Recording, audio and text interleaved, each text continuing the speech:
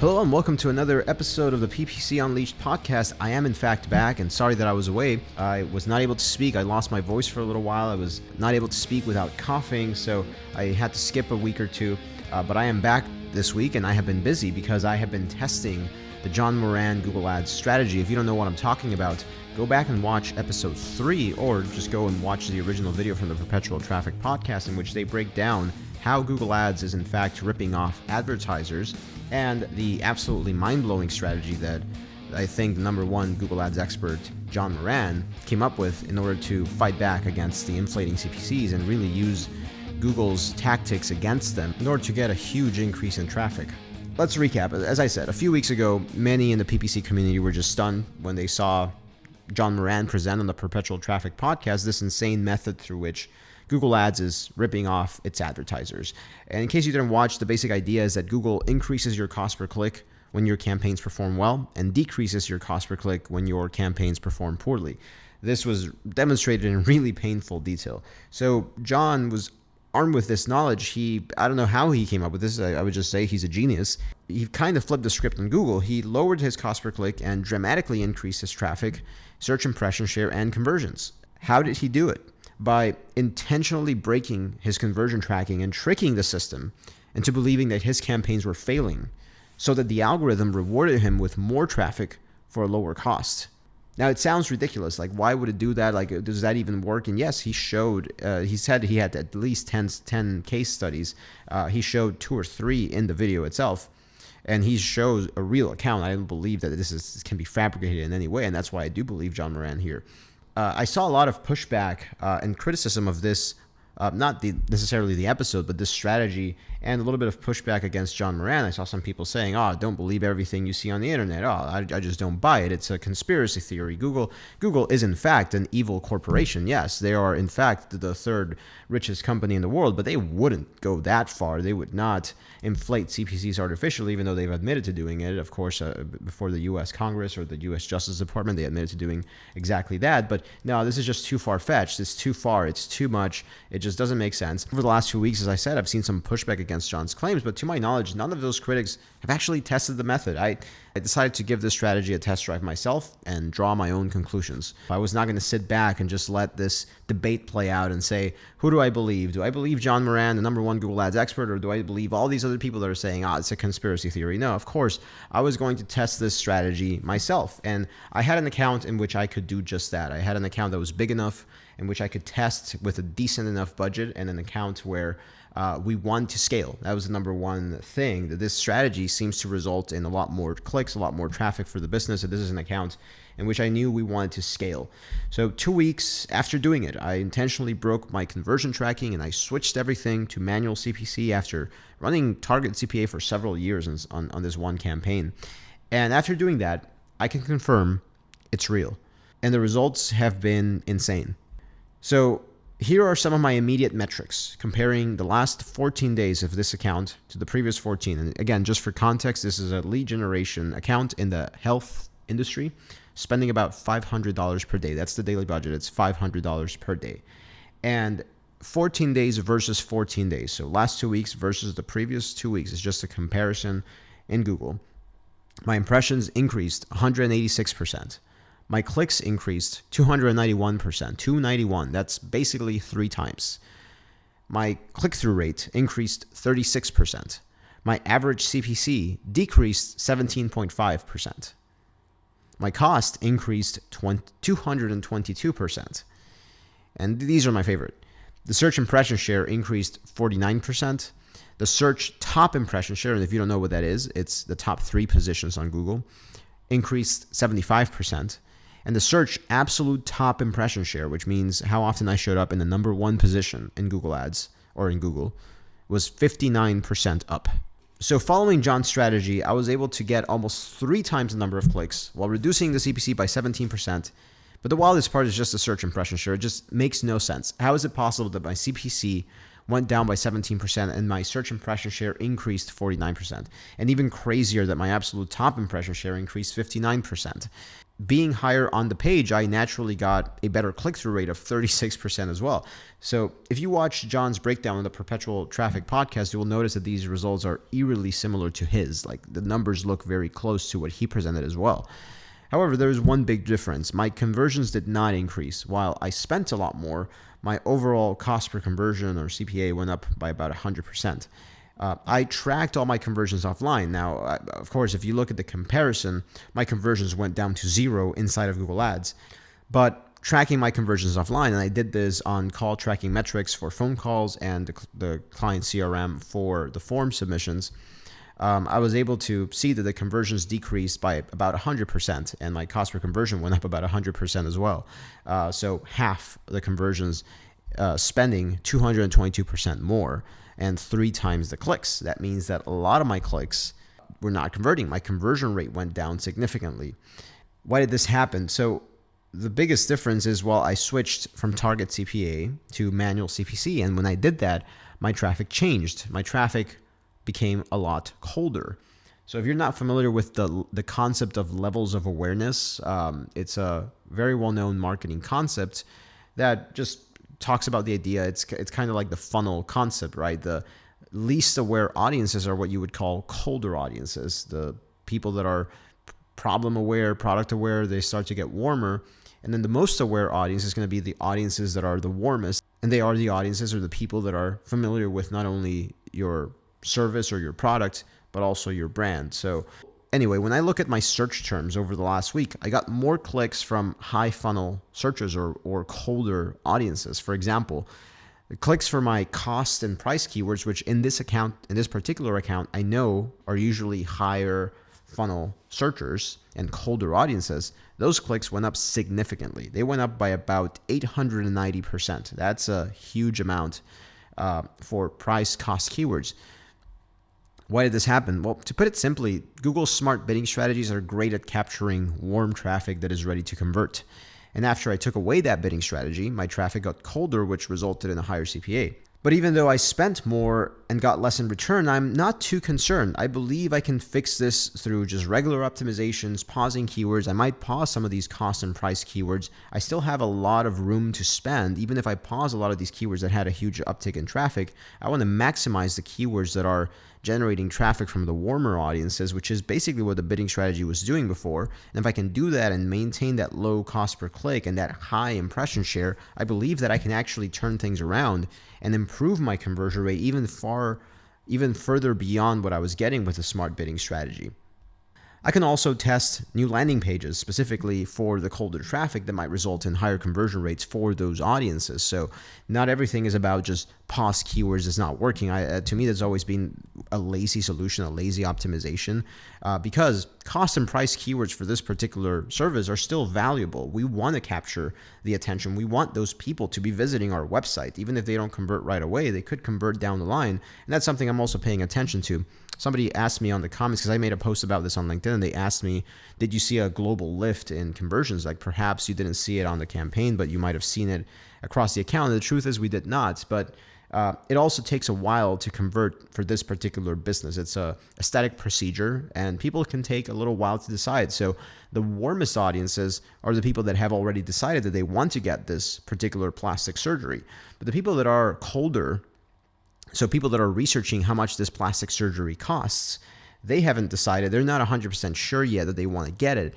So all this increase in colder traffic that I got is from audiences that are not necessarily ready to convert now. Now they could convert within a few weeks, within a few months, and I can increase my chances of doing that by sending people that click on those ads or use or trigger those keywords, sending them to a landing page that is a lot more relevant and speaks to those particular audiences, about those audiences that are considering getting the procedure, as opposed to those that have already decided that they will be getting the procedure. So again, optimizations can be done to improve performance without having to just pause everything. I want to capture all that traffic and I want to convert all that traffic. And if I can do that and find that right balance between cold and warm traffic and improve my cost per conversion, I believe I'm golden. The potential to scale this thing is ridiculous. This is Google's new budget recommendation for the account. When you hover over your campaign being limited by budget, sometimes you click there and Google will tell you this is how much you should spend.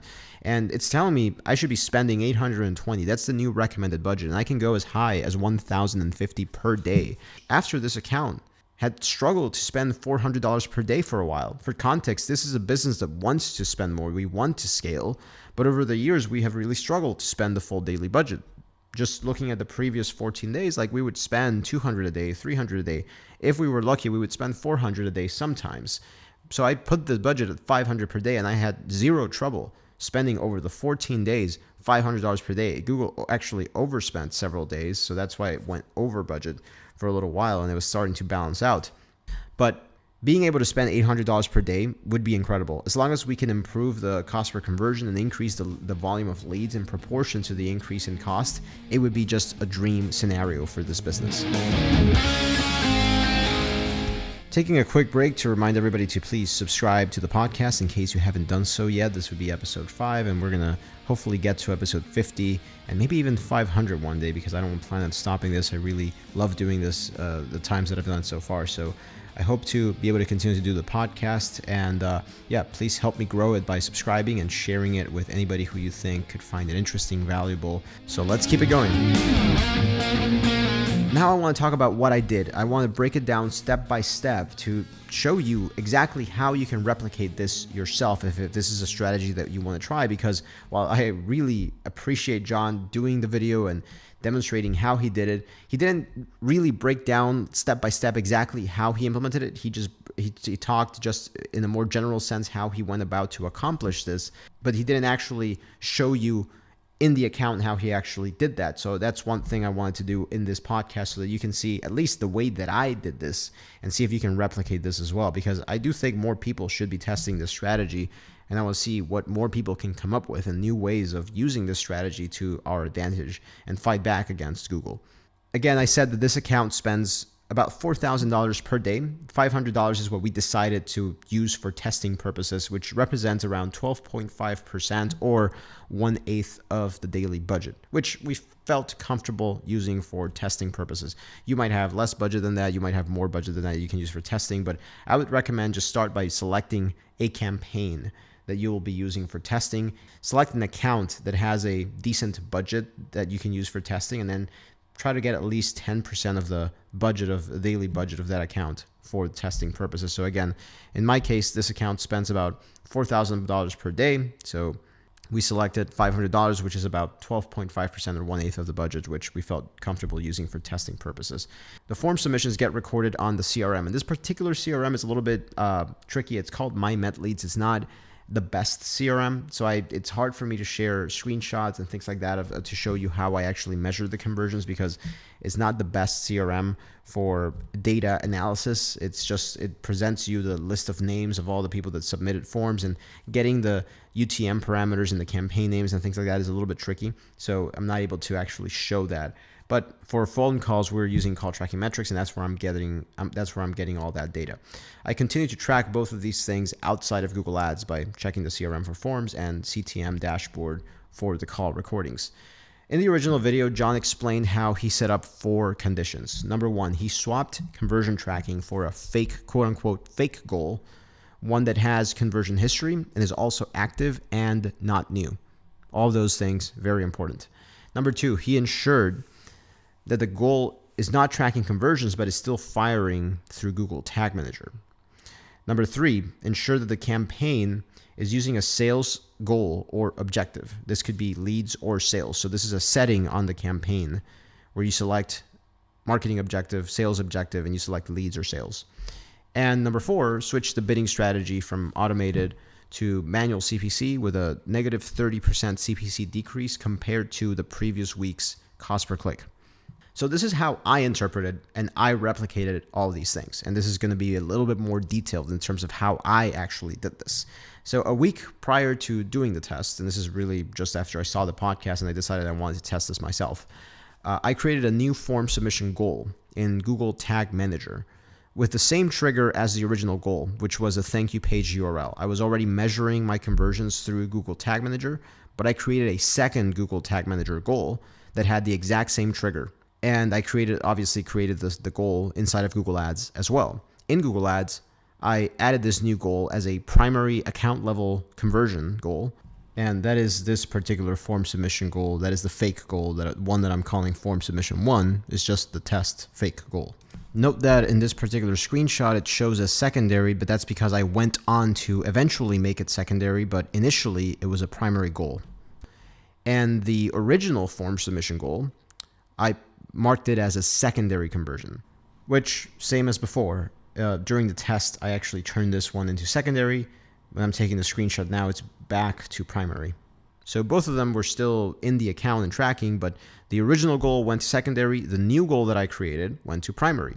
And I let this new goal, which again has the exact same trigger, so it's going to fire exactly the same way that the old goal was firing. I let it run as a primary goal so that it collected and gathered data for around a week. And that gave me around 100 conversions, which I felt like maybe that was enough.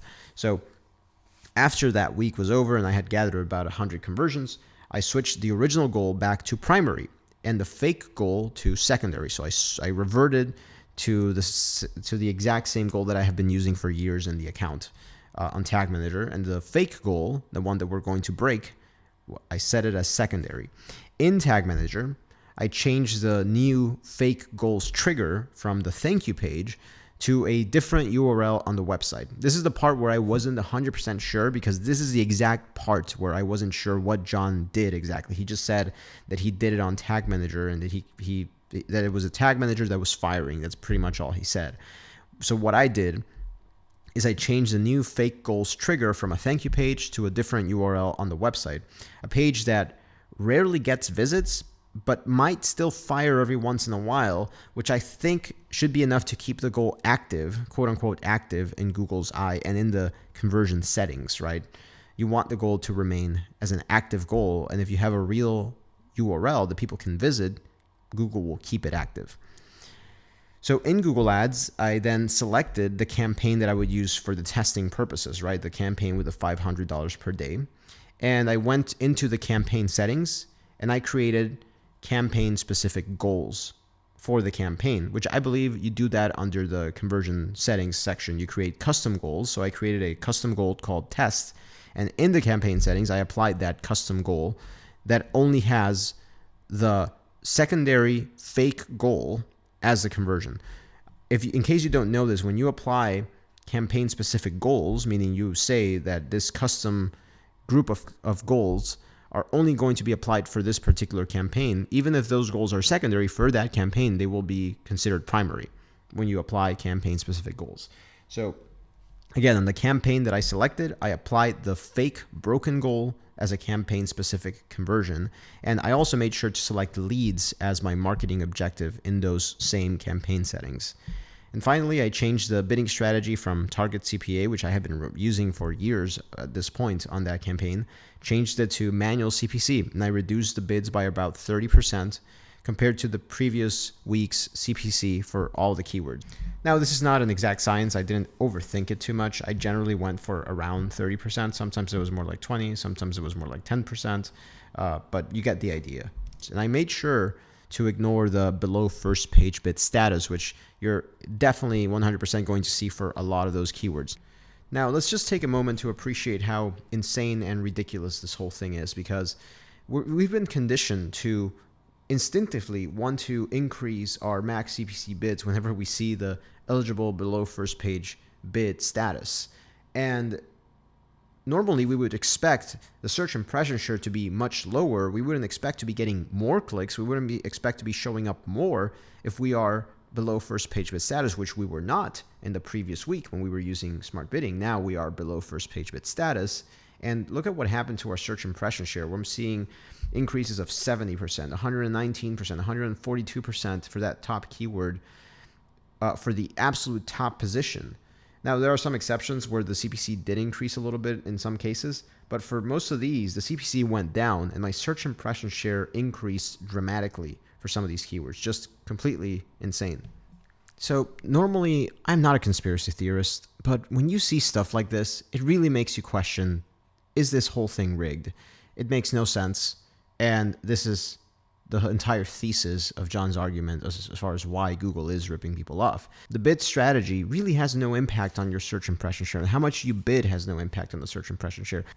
All these things that we've been taught, right? The quality score, the bid, all these factors that play into how many impressions you get into the search impression share, it really, at least based on these results, it almost looks like it has no impact at all. At the end of the day, Google's just deciding this campaign is failing, therefore all these keywords need a lot more visibility. And if it were the other way around and the campaign was doing really well, what would happen is it would limit the search impression share and increase the CPC. So with that set up, I let the campaign run for $500 for 2 weeks, and you can see the results that I already described before. Of course, the work is not over. Now my goal is to improve the performance of the campaign through old school optimizations and, oh my God, bid adjustments, which people seem to have forgotten how to do. Like I said, I might also create new landing pages, and I'll test a lot of new things that this new strategy has really unlocked. I shared these details with this particular client, and they were actually excited about the possibilities of just the increase in spend and what it means. Yes, our cost per conversion increased for 2 weeks. It's not a deal breaker for the performance because, again, we're just using it on one campaign out of 40 plus campaigns that this account has. And if we can replicate, if we can improve the results of this one campaign, and then we can start applying this strategy to the rest of the campaigns in the account and really just change completely how we've been managing this account for a while. And I think when you do things that are completely different than what everybody else is doing, when you go against the grain, everybody else is using smart bidding strategies, everybody else is on target CPA. And when you go against that, that is where you can find the winning strategies and you can really, really beat your competition.